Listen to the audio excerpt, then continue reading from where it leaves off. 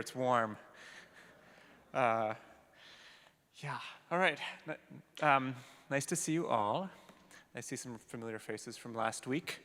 Even though I read a book, you came back. Thank you. I thought I'd read some more. No. Well, maybe. We'll see. It is relevant. There will be somebody there eventually. In about 15 minutes or so, our fantastic guest soloist of the night, Julian Rocklin, will come out and share a few words of wisdom, I hope, about the violin, about the piece. We don't know what we're going to talk about, so we'll make it up on the spot. My name is Yaniv Segal, and I'm one of the cover conductors at the DSO, so it's great to be here with you. And to talk about tonight's program, led by conductor Juraj Valčuha. If you wonder how to pronounce that, that is how you pronounce it.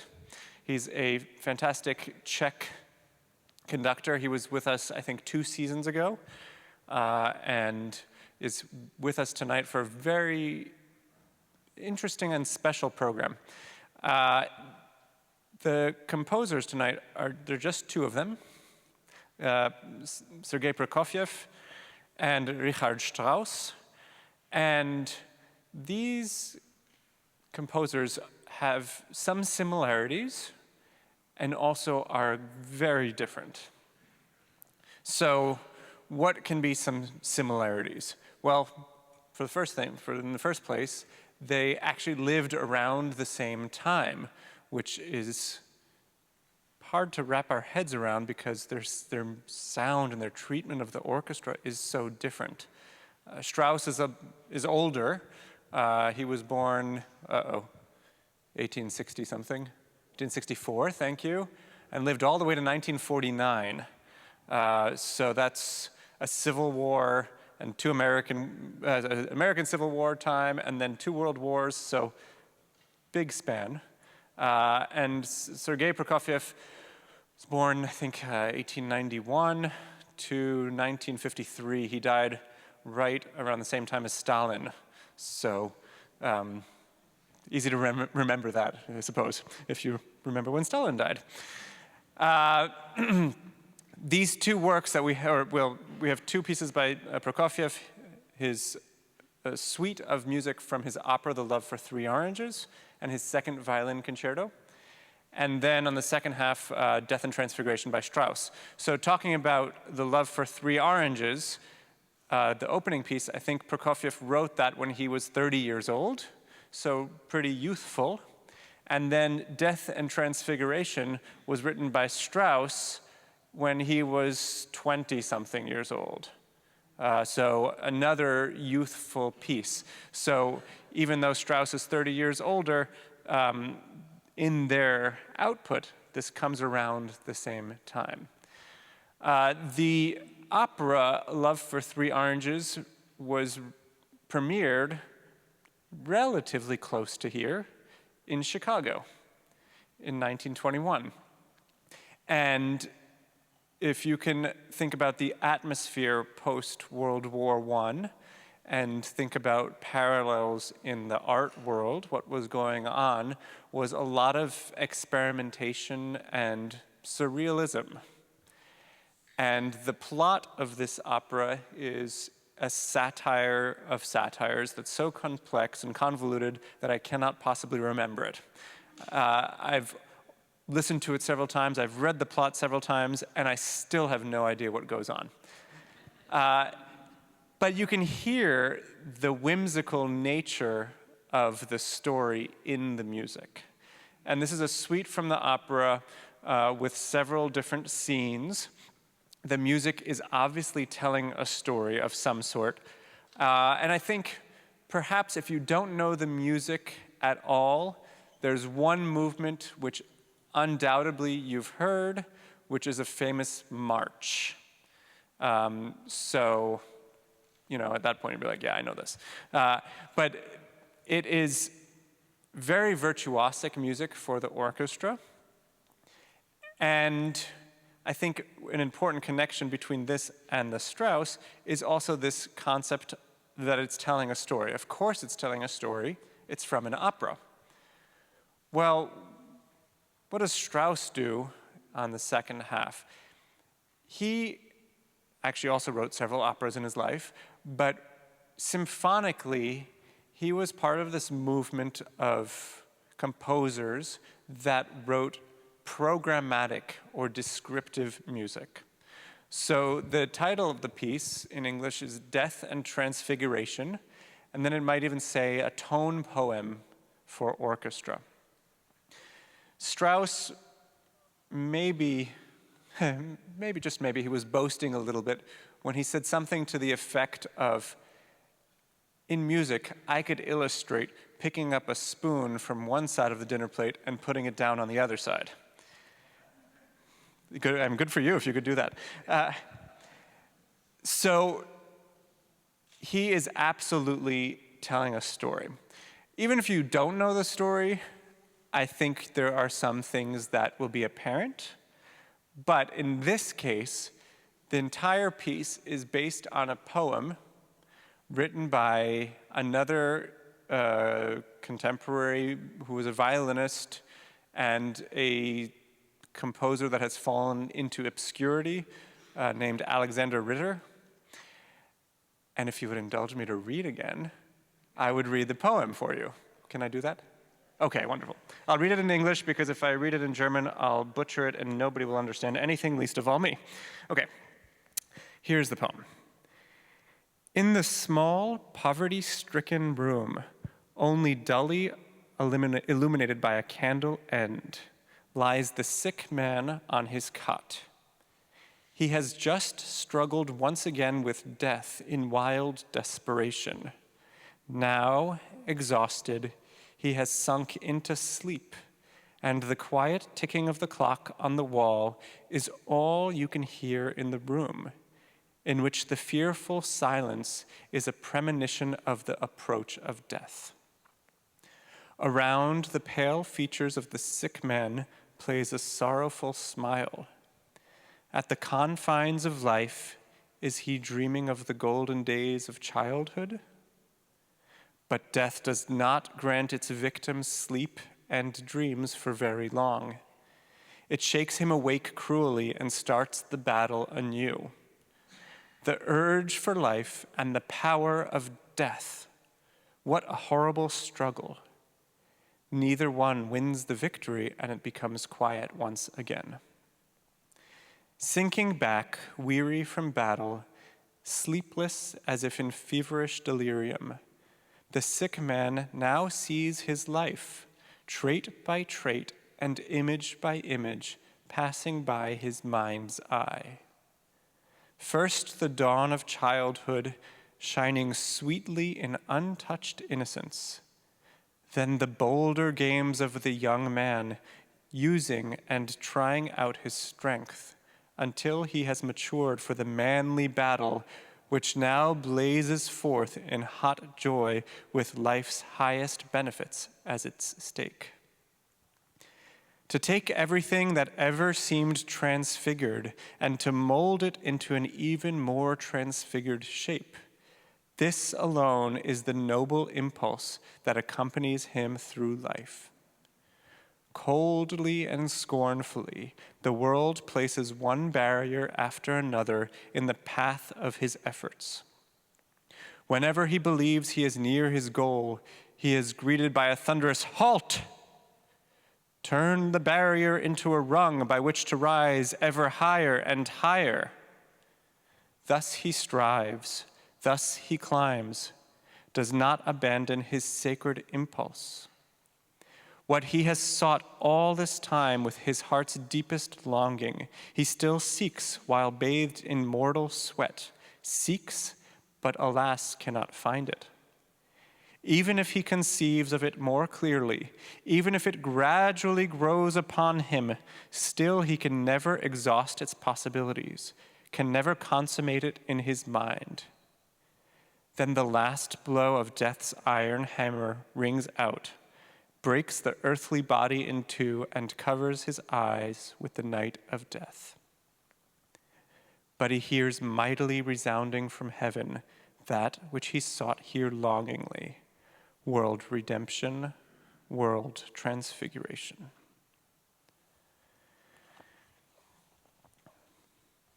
So, how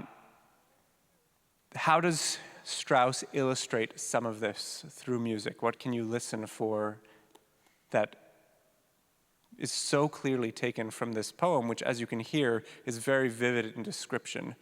One thing you'll hear is at the very beginning, this deathly silent room, and then there's this pulsing rhythm, an irregular rhythm. Ba, ba, ba, ba, ba, ba, ba, ba, ba. And that rhythm, maybe it's the feeble heart that is no longer steady. Maybe there's some kind of fateful clock beating and tolling. This rhythm comes back in many guises. And eventually, if you remember from the poem that I just read, there's this halt moment where fate is, knocking at the door. And that same rhythm is full blast given to the trombones in the back.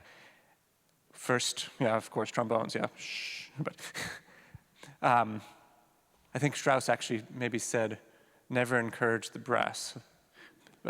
He was a fascinating conductor, in addition to being a composer.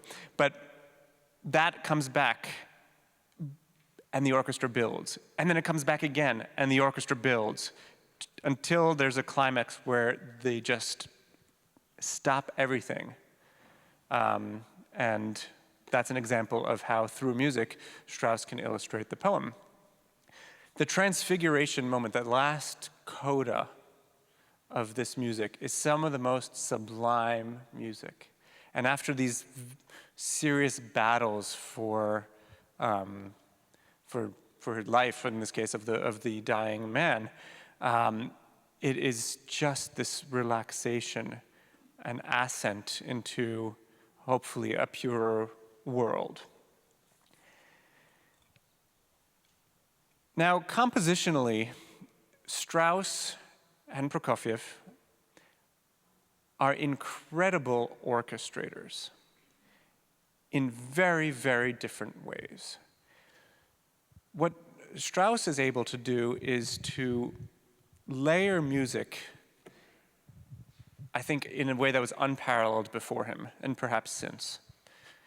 What do I mean by that? Let's just talk about another opera composer, another contemporary of Strauss would be, let's say, Giuseppe Verdi, right? Beautiful melodies and very clear delineation between the melody and the accompaniment. If you play viola in a Verdi opera pit, get ready to play pa, pa, pa, pa, pa, pa, or for the whole night, basically. But if you play viola in a Strauss work, your role is constantly shifting from accompaniment to melody to color to harmony, and each part of the orchestra is treated virtuosically. So what's amazing about that is the complexity. How many things can come at us at once in terms of layers? Many composers might use 2 layers, 3 layers. Strauss can have 4 or 5 things going on at once that somehow intertwine to create this beautiful tapestry. It also means you can come back tomorrow and listen for a different thing, because there is no end of things to listen for in his music. But I think that what happens then when we get to this transfiguration and the layers thin out, and all of a sudden only one pure musical action is going on, it's like time just stops, and he's driven us to this point. And from that moment until the end, it's just this simple, gorgeous, peaceful. Oh, I just got a wave from the backstage. All right. Well, I'll talk about Prokofiev with our fantastic soloist, Julian Rachlin.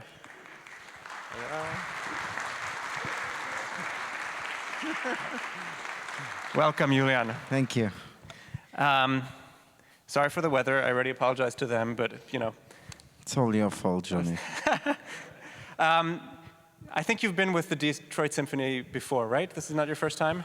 I think when I will tell you the first time I was here, I will feel very old. I think that was in the early 90s. Wow. With Neme Järvi. When Neme. No. Mozart was a child prodigy. I'm just a normal guy. So tonight you're playing Prokofiev's second concerto with us. You said to me yesterday you've probably played it 25 times at least. We won't make you feel old. 25? I think you need to add a zero to that. 250 times. No, I didn't count, but alone when you play with the Israel Philharmonic, they filled their big hall 10 times in a row. So, yeah, one visit to the Israel Philharmonic is already 10 times. But you also said, interestingly, that it's a piece, I mean, it's incredibly difficult, but it doesn't get any easier. Can you talk a little bit about that? Nothing gets easier on the violin. The musical understanding with the years, I don't like the word easy in classical music. I don't think, or maybe at all. I mean, like, when people say, that's easy, it's no problem. That, for me, symbolizes some kind of disrespect to what we really do. We choose at a pretty early age to serve music, to serve those great composers. And the most simple melody can never be easy if you want to do it really well. So, but talking about the Prokofiev concerto, yes, I mean, any violin concerto, the older you get on the violin, the more you need to practice. People think, but people tell me, but you've done it 100 times. Don't you know it by now? Yes, the mind knows it, kind of, right? Because every time those masterpieces, you can discover so many new things, and a lifetime is not enough to do that. But yes, you sort of know the composition. That doesn't mean that the fingers are going to go to the right place. And playing a concerto, being up in front of the orchestra there with no music, and, you know, just mastering the piece purely technically gets only more and more difficult the older you get. Because it's like sport, you know, and of course, because you need such fast reactions. And it's micromillimeter work, like, you know, it's like doing very complicated surgery. And so yes, the older I get, I'm now 44. I still don't want to stop playing violin. I think it's kind of the best time. It should be the best time. Between age 40 and 60 should be the best time for a violin soloist. But if you practice every day, and yeah, it takes me hours to practice every day, and I do. And you still don't know what will happen at night. But that's what makes it also the most exciting and most wonderful profession, and being in, you know, such a wonderful concert hall with one of the great American orchestras is an honor, is a joy. Making music with a wonderful conductor, which you will see tonight. Maestro Valchucha is a great musician, is younger than me. So as for conductors like yourself, you know, you are babies. For me, as a violinist, I'm not a baby anymore. But conductors at, you know, in the 30s or 40s, that's when it only starts, kind of. And you go until you drop dead, I think, on stage. As a violinist, we cannot do it with a very few exceptions. But even Jascha Heifetz at age 71 said, "This is my last concert." And then he kept playing, but only with his friends at home. with Piatigorsky, with Rubinstein. They would visit him at home, and he would just fiddle away some chamber, actually not some chamber music. Chamber music is the greatest thing in the world. But yeah, he said goodbye at, I think, the right age, because you don't want to make yourself ridiculous. You need to know when to say enough. So you mentioned the difference between performing as the soloist and conducting, but I know that now you also spend some time on the podium, and you also do what we call play conducting. And this concerto tonight, coming up, you're actually going to be leading it without a conductor. Did Uri give you any good tips? He probably just said, listen to the soloist. You gave me good tips too. He's great, by the way. Yes, I'm very excited. After Detroit, after tomorrow's concert, I'm going to Helsinki, to Finland, and I'm gonna try and do the same concerto without conductors. So I'm gonna try to do the whole thing myself. We'll see how it goes, but it's very exciting.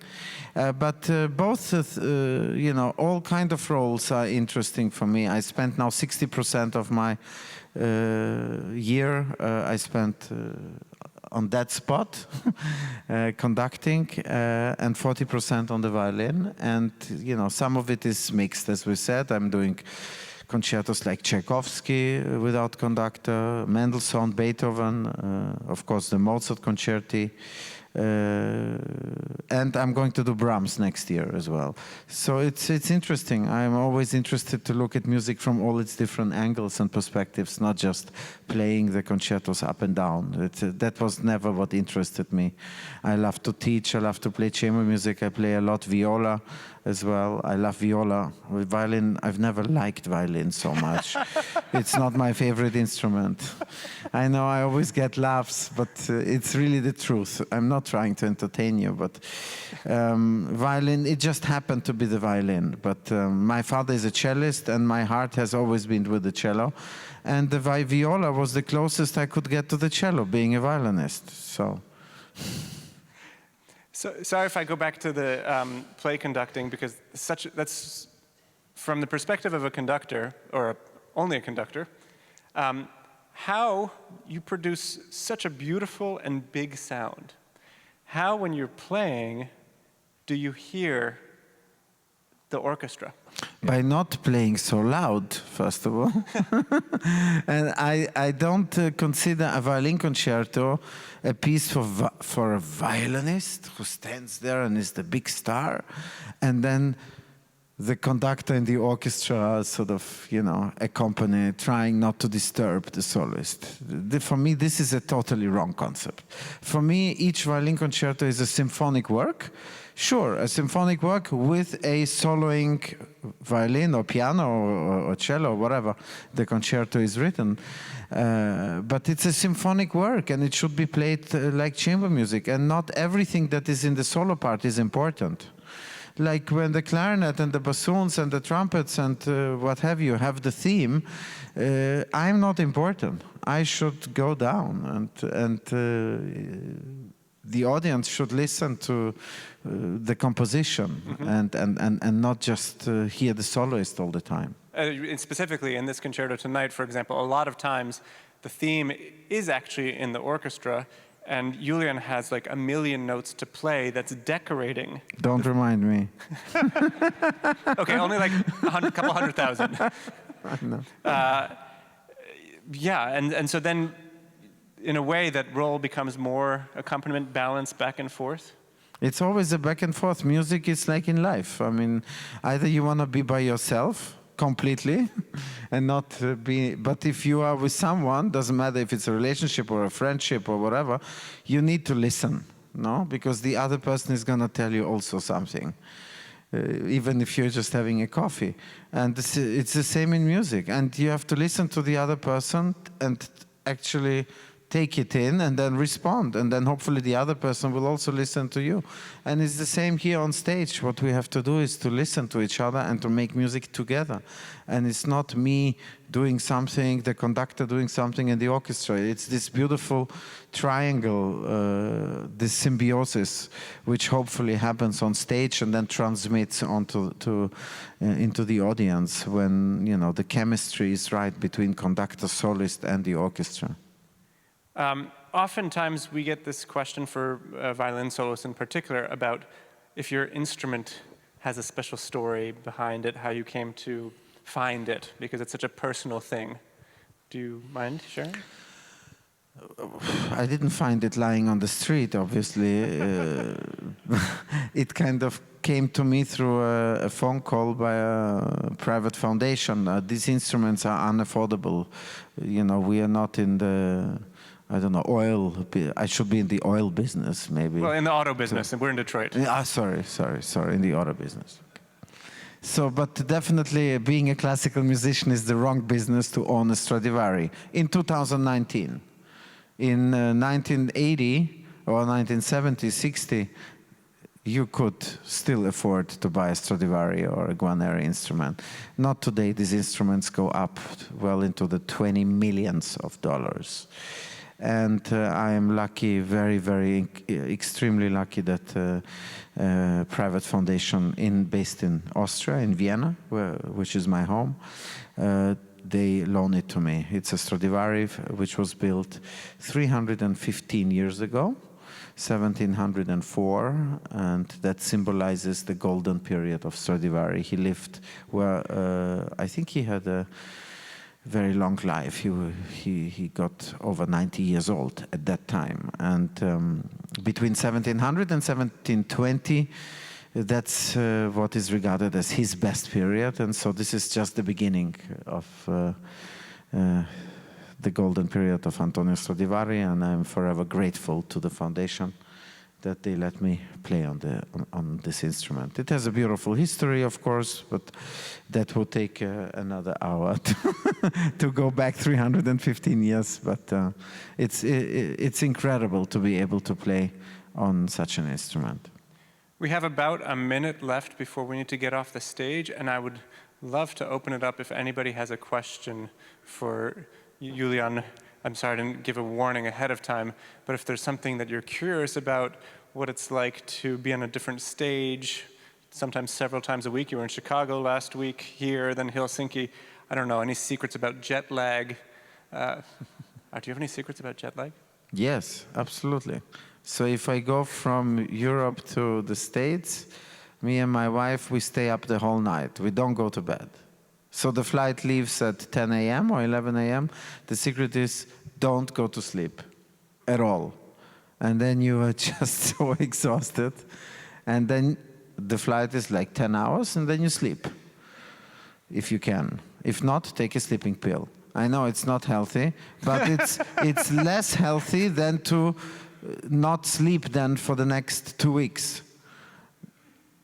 And on the way Maybe. back? I'm not a doctor. But my doctors tell me that way. So anyways, but jet lag is definitely not a problem, but it's an issue because, for example, just a few weeks ago, I was in Indianapolis with the orchestra. I'm talking like 4 weeks ago. And then I had to fly to Buenos Aires. That's an 11-hour flight down to Buenos Aires. And then from Buenos Aires, I had to go to Tokyo, which is then you have a 12-hour jet lag or 13-hour jet lag. And from Tokyo, I went to Chicago, which is again a 12-hour jet lag. And so, et cetera, et cetera. And before that, I was in Siberia.